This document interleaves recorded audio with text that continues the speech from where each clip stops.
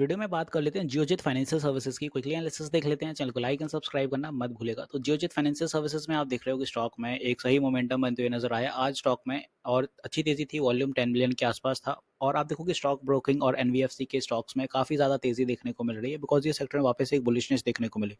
Correction भी zone में यहीं कहीं तक का रहा था अपना, अच्छा हुआ गया था 22% के आसपास। और जोन देखें तो इसी जोन में नीचे हर बार स्टॉक एक्यूमुलेट होता है या रिटर्न बुक होते हैं, फिर पुल बैक आता है। यहाँ पे फिर से स्टॉक में एक एक्यूमुलेशन, फिर रिटर्न बुक, और यही फॉर्मेशन लेके चल रहा है। तो यहाँ पे अगर ब्रेकआउट देता है तो अच्छी बात है, वरना नीचे फिर से ये आ जाएगा कुछ समय बाद, और यहाँ पे फिर से इसमें एक्यूमुलेशन शुरू होगा।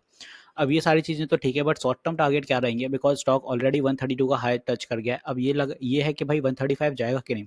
तो यहाँ पे यही कहूँगा कल के लिए कि कल स्टॉक में थोड़ा सा, बिल्कुल थोड़ा सा बुलिश मोमेंटम आएगा और प्रॉफिट बुकिंग फिर से दिखेगी। क्यों, वजह है यहाँ पे ओवरऑल ओवरबॉट टेरिटरी में ही ट्रेल कर रहा है अभी से नहीं। यहाँ पे 26 अगस्त से ओवरबॉट टेरिटरी में है, तो स्टॉक अब गिरेगा। कुछ शॉर्ट टर्म पुलबैक वापस से ये बनाने के लिए अभी रेडी है। तो ऊपर से अभी कुछ कूलिंग होगी यहाँ पे वापस से 123 125, उसके बाद फिर एक अच्छा मोमेंटम देखने को मिलेगा। तो जियोजित में फिलहाल एक शॉर्ट टर्म सेलिंग आएगी, उसके बाद फिर से ये रेडी हो जाएगा। तो एज ऑफ अगर यहाँ पे कोई पुलबैक बनता है तो ये अपना जो सपोर्ट बनाएगा स्टॉक स्ट्रॉन्ग, वो रहेगा 123 125 इस जोन पे। और यहाँ पे मे भी वापस से कुछ कूलिंग करके फिर रेडी करे तो 135 और 137 के टारगेट यहाँ कहीं तक दे सकता है। ओवरऑल यहाँ तक जब पहुंचेगा तो फिर डेली टीएफ पे भी आप देखें ओवरबॉट टेरिटरी में तब तक एंट्री ले चुका होगा, और सेम वीकली टीएफ में भी एंट्री ले चुका होगा। तो फिर यहाँ पे अगर स्टॉक निकलता है तो फिर ब्रेकआउट देगा मे बी 135 का, तभी चल पाएगा। और अगर ब्रेकआउट नहीं दे रहा है तो फिर भाई ऊपर से यही है कि धीरे धीरे स्टॉक पुलबैक बनाएगा वापस से, और इसी जोन में कंसोलिडेट करेगा कुछ समय तक, क्योंकि 125 के आसपास ही कंसोलिडेट करेगा। जब ये लेवल टूटेगा तभी वो नीचे आएगा 20 डे ईएमए के आसपास का ये सपोर्ट लेने के लिए यहाँ कहीं पे। तो इस तरह से चलने वाला है। ऊपर अगर सब सस्टेन कर जाता है तो फिर ऊपर की दिशा पकड़ लेगा 135 के बाद, तो फिर ये 150 के लिए चलेगा। तो ऊपर जा रहा है तो 135 सस्टेन करना पड़ेगा। अगर यहाँ से रिजेक्शन है 135 से तो ये 125 पे वापस आ जाएगा। तो ये दो फॉर्मेशन बनेगी स्टॉक में, और ऐसे ही मोमेंटम आपको देखने को मिलेंगे आने वाले दिनों में। तो फिलहाल पहले जब भी बाय करें तो एक समझ लें कि ट्रेंड कैसा है। ट्रेंड बियरिश है तो भाई नीचे आएगा तो समझ लिए वहाँ कहीं पकड़ें, फिर 125 123।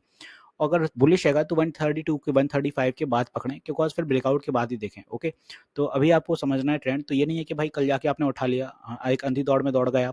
स्टॉक का मोमेंटम देखें, ट्रेंड देखें कि साइड जा रहा है। बियरिश है तो थोड़ा वेट कर लो, क्योंकि नीचे वापस से सपोर्ट पे मिलने की बात ही अलग रहती है। सपोर्ट मिल जाता है अगर, तो यहाँ से वापस से आपको कुछ ये 10-12% के टारगेट फिर से मिल जाएंगे। और अगर यहाँ पे मान लो आपने बाय कर लिया और ये गिर गया तो आप फिर यहाँ पे फंस जाओगे, और फिर जब भी स्टॉक वापस आएगा तो आप इंस्टेंटली बेच दोगे और वापस से स्टॉक फिर ऊपर चला जाएगा। तो आप लोग यही करते हो कि मैंने उसको बाय किया तो वो गिर गया, और जैसे ही मैंने बेचा तो वो ऊपर चला गया, क्योंकि आपकी एंट्री गलत थी इसी वजह से। तो यहाँ पे आई होप मैंने जियोजित अच्छे से क्लियर कर दिया ऊपर क्या मोमेंटम रहेगा, कैसे क्या चलेगा। वीकली टीएफ पे भी शॉर्ट टर्म मूव बन सकते हैं। स्टॉक के नतीजे जो रहे थे अपने, वो भी यहाँ पे देखें तो ठीक ही थे। इस बार 46 सीआर का नेट प्रॉफिट था, लास्ट टाइम 22 था। और सेल्स इस बार अच्छी रही थी, 141 सीआर की थी, लास्ट टाइम 110 थे। तो यहाँ पे नतीजे अच्छे थे। यहाँ पे 76 सीआर का जो था एबिटा बढ़ गया, लास्ट टाइम 32 था। इन्वेस्टर्स में देखें तो एफआई ने स्टेक बढ़ाए हैं, 3.37 कर दिए, और एसबी कैपिटल के यहाँ स्टेक हैं, और डीआई में हल्के से स्टेक कम हुए हैं।